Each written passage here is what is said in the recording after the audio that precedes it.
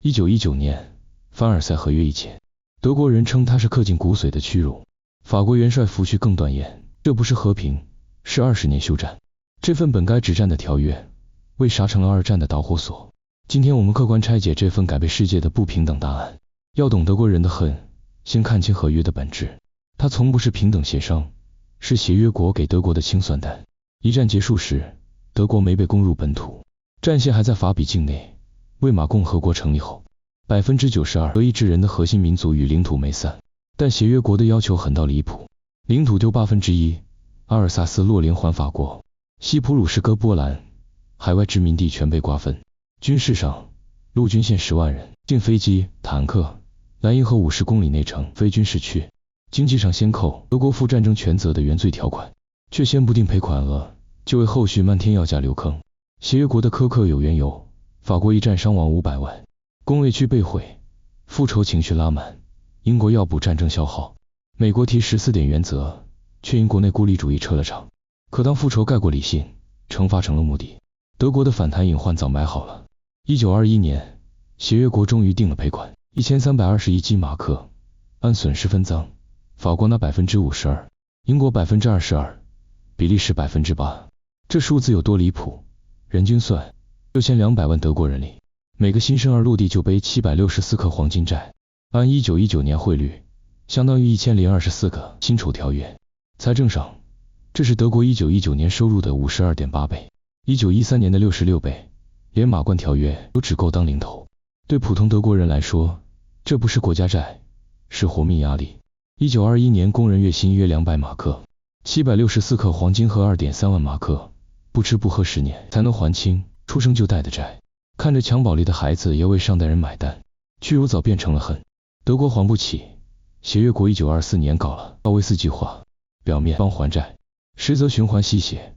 美国银行家贷德国8亿金马克，逼德国用工厂抵押发5亿债，铁路担保发11亿债。德国拿贷款赔英法，英法转头用这钱还美国战债。一圈下来，美国赚了利息，英法清了债，德国却被绑上永久还债车，每年付4亿金马克利息。工厂、铁路成外资提款机。1924到1929年，黄金5年是假繁荣，民众干活连利息都不够。到1929年，德国只还了110亿，债务却飙到310亿，还得用黄金、外币害，7%年利率下，债务是年收入52.8倍，永远还不清。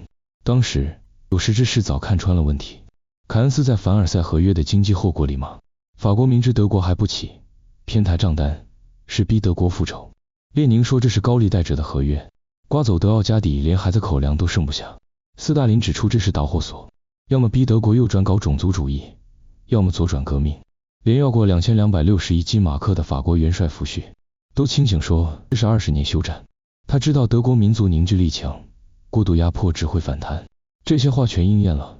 1929年大萧条冲垮德国经济。1933年希特勒见民众对合约的恨上台。1939年二战爆发，距合约签署正好20年。为啥德国反应这么烈？不只是赔钱，是尊严被剥光，对民众是代际不公。上代人打仗，新生儿还债。1921年出生的孩子懂事就知道自己欠着钱。对国家是主权尽失，经济被干涉，资产被掌控，军事被阉割，从欧洲强国成了附庸。更讽刺的是，主导计划的美国官员拿了诺贝尔和平奖，德国民众却在饥饿里挣扎。这反差让屈辱更刺骨，跳出谁对谁错的简单判断。凡尔赛合约的悲剧很明确，协约国把和平当惩罚，法国复仇，英国算计，美国缺位，让止战条约成了战火温床。德国把恨引向极端民族主义，最终跌进灾难。反观1815年拿破仑战后，维也纳会议只让法国赔2年收入，换了近100年欧洲稳定，这才是和平该有的样子。1945年二战后，盟国搞马歇尔计划，帮德国重建。1993年欧盟成立，法德和解。这印证了真正的和平不是压垮对手，是共同发展。回望1919年那份合约，我们看到的不只是屈辱，更是如何建和平的永恒课题。